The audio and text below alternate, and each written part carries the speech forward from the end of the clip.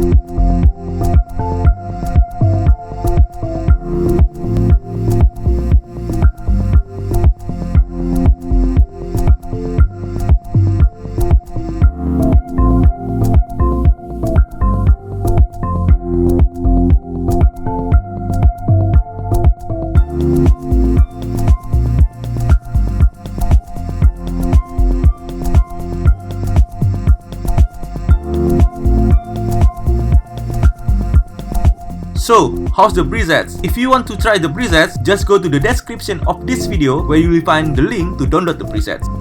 I've also made a video how to install Lightroom Mobile presets that you can check in the description link. Okay, that's it guys. I hope that you found it helpful. Make sure to give it a like, subscribe for more content related to photography. Thank you and see you on the next videos.